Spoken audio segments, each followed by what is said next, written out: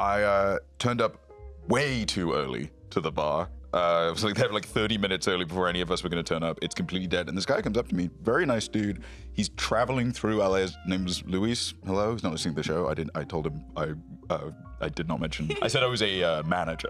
Nice. To avoid the I say marketing. But he's it was like a good kid. He's 24 and he's traveling through because he just finished basic training for the Navy. Hanging for a little bit, kind of casual combo. I'm pretending I was still into football, like soccer football, because he asked who I supported.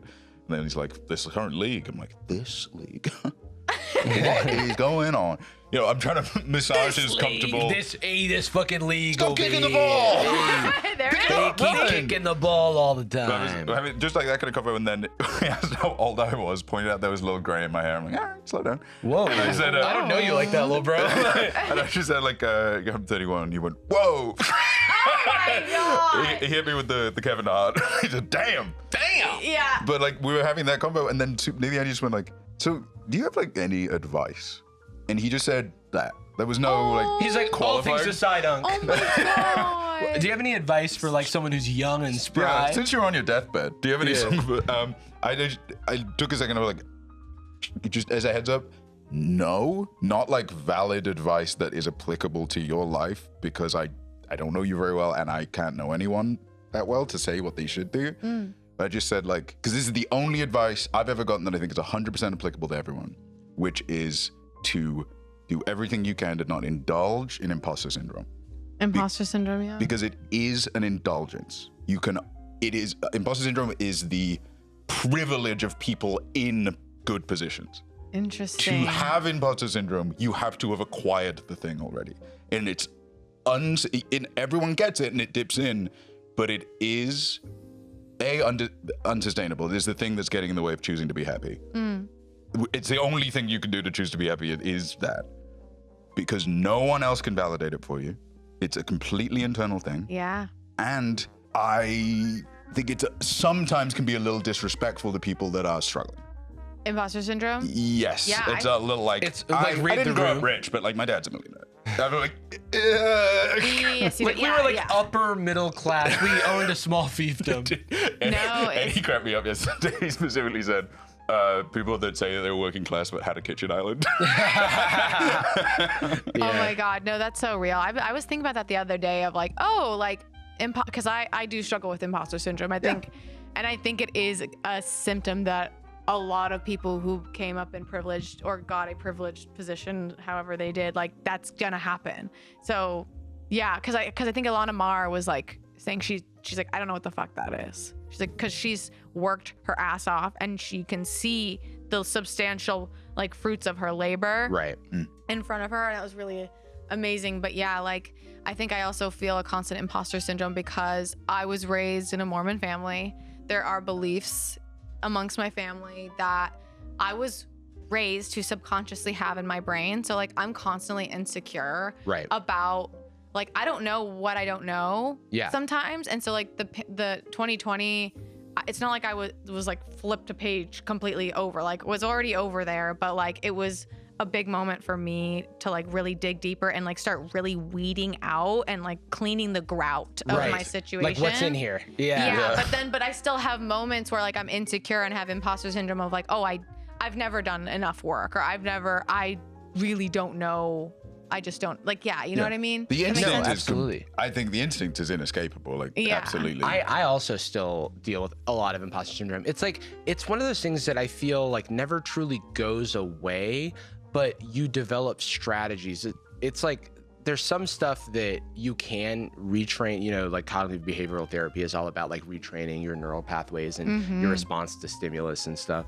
But like, it is just about catching yourself sooner and sooner when you're falling into those like pitfalls of like, let's say imposter syndrome. I know what you mean about the like indulgence, because a lot of it is like, if it goes to a place of like feeling like a sad sack or whatever, then like kind of dwelling in that is like very indulgent. And it's not a moral failing, obviously, because it doesn't feel good. But it's more like, you also run the risk of dehumanizing yourself to some degree, because you're placing everyone else around you on this like impossible pedestal that, well, they don't feel it because they're real people. Right. Yeah. I am the liar. I'm learning a lot about derealization right now because I think that's like, and I'm actually still learning that, and that I've seen TikToks about it and haven't actually looked up the word, or maybe I did, but I don't remember. Where are you gonna look it up? I've heard about it. What, can you Google this? It's just like feeling detached from reality, like feeling like not actually connected to that moment. Like a lot of my childhood, I think because I was in, derealization is a dissociative experience characterized by a persistent feeling of detachment from one's surroundings, making the world seem unreal, dreamlike, or distant. It feels like the opposite of being present. But I do think that this is like, can also be not, it can be involuntary for some people. This can be well. also medically, When I, like, growing up with as many siblings, like, I was always in the way, or like other people were experiencing things, so I think really close ages, so like a lot of them at home at the same time. Yeah, my mom. I'm 30 now. I think my mom had like 5 kids. We were at a birthday party and someone saw my ID and they were like, they also hit me with a damn. And I was like, relax. Awesome. Growing up with so many siblings, like, that was kind of like, I felt I had to be out of the way at a certain point, because it was like, there's a 5-year gap between my older sister, but then there's 3 years there. But we were all pretty. As you get older, together. It's like it even shrinks, right? The difference in ages, because you're more or less the same at that point. Exactly. My mom had almost 5 kids, maybe 5 kids by the time she was my age, which is wild to think. Any other kind of performers in the family? Performers? Yeah. We were all like funny as hell growing up, but like I have a sister who does comedy, and has, like, her and I were super into film and like making movies when we were younger. Yeah. That's really fun. Like having somebody. Yeah. The one age up, one age down. One like that age close. up, and then my brothers, they were in their own world. Like I think, but when you're talking about imposter syndrome and like kind of sinking into it and like kind of using it as a crutch, like I feel like imposter syndrome is like that friend where you're like, well, but they keep me in check. Like, they may be beating me down emotionally, but they actually keep me real, and like that I'm not getting too thick-headed, you know? Like a school friend or a coworker where you have to be around them, so you have to kind of like re-engineer it. Be like, no, they're not mean. They're precise. Yeah, they're direct. Keeping it real. It is Thank interesting. God they got fired. Because it's a hard line between like I don't want to be conceited. I don't want to go full Kanye. I want to like have something like where I'm like in check, right? Yeah. But you can check yourself too much. You can check yourself too much, so much that you wreck yourself. Yeah, that is a risk. True. And I don't know about you, but I'm feeling 22. I'm sorry, just a little reference to your other career. Identity. As a white woman. I'm not a Swiftie. I was a Swifter. Whoa. I'm a Swiffer. Quicker picker upper. I'm John Wick. I had imposter syndrome in the tech industry when I was first like going to school for all that stuff. I like had an experience that made me, and I did exactly the thing that you're talking about, where it's like, well, I'm stupid and dumb and an idiot. So I don't belong here. I'm a creep, I'm a weirdo. And then it wasn't until I like had an experience with people who I validated that they were real people. I was like, okay, so these people are all real and valid and they exist. And then they actually, I'm helping them with something, so I must actually not be the bottom of the barrel, horrible, like less than a person thing in this domain, right? And then eventually I was able to like build up that confidence in that domain. But then when I like started doing YouTube, it was like starting from, not from scratch, but like still starting over again, because it's a new playing field. It's a new playing field. I feel like I'm older than all of my peers who are starting this, or they've all had a head start. Yeah. And I'm still doing the like, is it too late to start YouTube in X year? You know, like every year there's one of those videos. That kind of stuff still creeps in, and because it's like a new journey that I'm on. It's interesting. The thing that helps me with my therapist, and I realized about my husband, is like when someone in your life is congratulating you on something or saying you did something, a great job, and then the imposter syndrome kicks in, you're calling that person stupid. They are stupid. This is like, I'm John Wick and everyone's stupid. Everyone's stupid. This is one of my biggest advice that I would give to people is like, don't deny compliments. Yeah, I'm really bad at taking them. I like, Your fit is great today, and I think you've been great on the podcast. Thank you. Oh, practice makes perfect. You're doing so good. And now you say one. Good buzz. Okay. Oh. No, it's good. No. thank That you. was That's- No, I really. Here's a real one. No, don't worry about it. I want to unlock the DLC that is having a mustache like you guys. Yeah. It has to look really You bad for a can long get time. like the. You can That's get the the. hack. I like that yours has a butt crack and yours doesn't. Yeah. Hell yeah. Yeah, dude. Yeah. Wait. Don't laugh at me. I'm an imposter. I'm such a stupid asshole. To the point about when someone compliments you, yeah. like it is someone is giving you a gift and it's letting your own insecurities deny that person giving you the gift. Makes them Right. feel like, because you when you're in your head, you're not thinking about how bad it must feel for someone to go out on a limb and say, hey, thanks for helping me out with that thing. I didn't do anything. Didn't do. I'm not. Right. Oh, okay. Hey, you look nice. Actually, I look stupid. I like your shirt. Well, know it's you dirty. You know what I mean? Like, It's so dirty. real. and we all know people like that, and I've been that person. And it's, even growing up, like you might have had people in your life that was transactional gifts. Yes, yeah. Whether it was a compliment or thing. So maybe but they're not always around, and not everybody is that. There's Right. way fewer like conceited people than you think there Yeah, are. everyone's way too conceited, but in a way that's like they're so worried about themselves that they're complimenting you and they're not caring. They probably didn't even hear what you said back. Right. You know, they're just like nervous to just compliment you. And I have that's- that with like fan interactions where I'm like, we'll get real a little bit. Oh shit. Dim the lights. I'm actually Taylor Swift. It's been We're a long all time. white I think it's finally underneath. We are all white, and that's all right. At many times, yesterday I was feeling down in my feelings about my own career and about, not feeling like I'm living up to my potential. Negative self-talk, Abstract. Yeah. Abstract negative self-talk. And when I'm in that type of mood, if I like meet a fan and they're like so stoked, there are times when I want to just be like, no, I suck. You don't get Aww. it. But like it is healthier to say, get that out of here. Because this Yeah. person is clearly like super stoked and they have found lots of value in what you have brought to their life. And that's a special thing. And you will sap it a little bit. And if like you- they're shaking and they're nervous and they're not thinking about what you say, right? And so it's like the nicest thing I could do for this person is just give them a positive experience regardless of how I'm feeling about myself. And then that, it's like paying it forward, And even the imposter syndrome thing, like the fact that someone could be like, oh my God, I love your videos. I'm like, well, I haven't posted on my main channel in 2 years. And I think about it a lot. I'm like, oh, I don't like your videos. You're right. Yeah.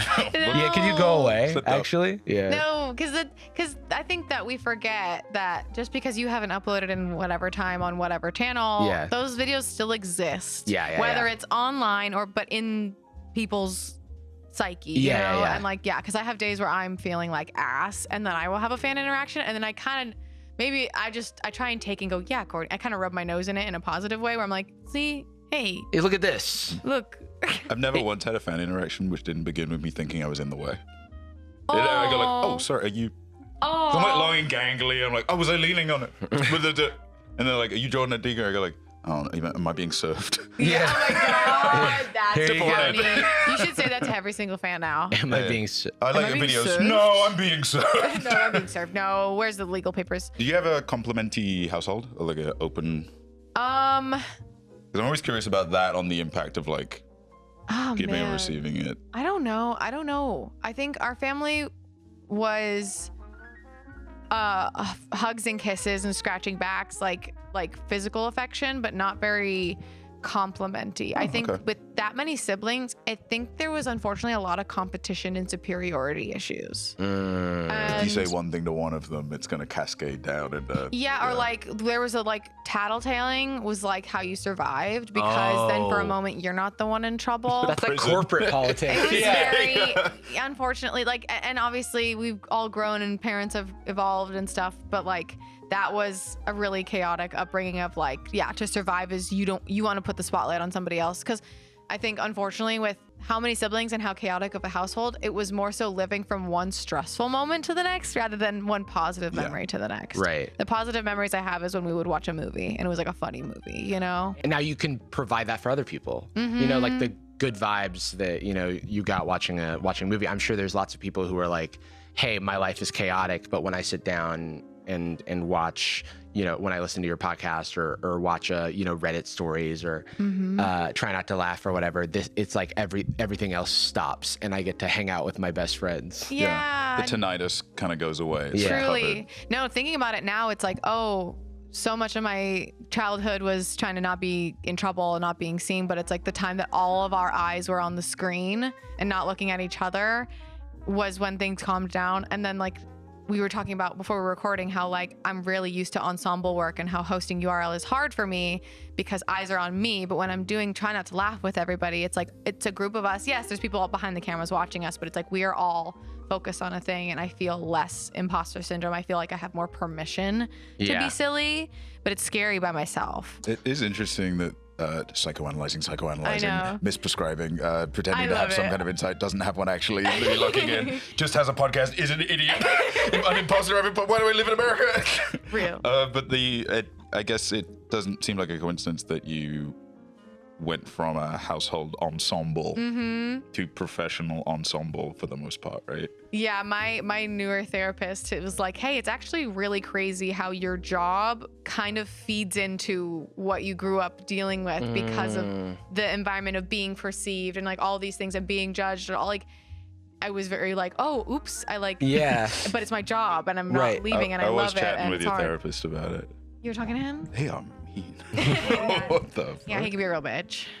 He's a real gossip. Have you ever, and this is something that I was gonna say, like, so I have an improv background and have no issue performing on stage when I'm not the only person on stage. But the thought of being alone on stage, horrifying. Filling the space. Yeah. That's terrifying to me. And it almost feels like I need to do it to like overcome something. Okay. I don't know. I'm not making any plans to do that. But I think that that's like a quest, you know, somewhere deep in the in the quest log that I'm like, eventually I'll slay that dragon. Yeah, that would be. I was like, I was wondering if you had any experience with performing alone, because I don't. Maybe a little, but not enough. Like, not enough that I can like really. I think when I'm doing sketches and stuff, even if it's just me in a scene, there's like 5 people off camera, so I never really feel alone. Right. We did have a short period of time where they sent us camera and sound equipment to our apartments, our homes during the pandemic to like make content and lace it together, make it look like we were in the same room. And there was this one character, it was like an e-boy character named Damn Dameron. I made him. And it's Damn Daniel and Poe Dameron had a baby. Literally. And he was a little e-boy. And I remember I just cut to me having I'm totally sobbing, crying in an e-boy wig and a red hat with the little cross earring in a t-shirt, just crying, being like, I can't do this. I can't do this. That's like an avant-garde art piece. I was a real e-boy. Yeah, there's like 5,000 French movies from 50 years ago. Them holding a crucifix with beads and like that was you. But then you picked yourself up by your bootstraps and you filmed that Imagine video. With my fireplace in the background. You and all of your friends. You like what that? happened? What were they? It's still crazy that they did that. It is so crazy. They're like, isn't it? people are not feeling great. At least sing better. Yeah, that's what I'm saying. That was your issue. Wow. Yeah. Chris Pratt whiffed. At least like take some liberties and like riff a little. Yeah, this is a really good idea, but you did not deliver on it the way I wanted. No, because I think we cut it because it was too boring, or maybe we left it in. Me and Nicole Raffi watched the Imagine video again. Oh, and went back, and it's like worse than I remember. Whoever edited did not think about the rhythm or There's like anything. big delays between them. It feels like when they cut from local news to like someone who's live on the scene. No heaven. Hi. Imagine. Thanks, John. Imagine there's no song. No copyright strike. Yeah, please. That's why they're mixing it up so that they can't strike it. Oh, that makes sense. That's funny. So I keep pulling my microphone like a phone for a little bit. No, I cool. do that. I do that too. I also like to put it away from my mouth for some reason, just to like for vibes. I don't know. It's part of the martial art of it, you know. Yeah. So cute. John Wick, you again.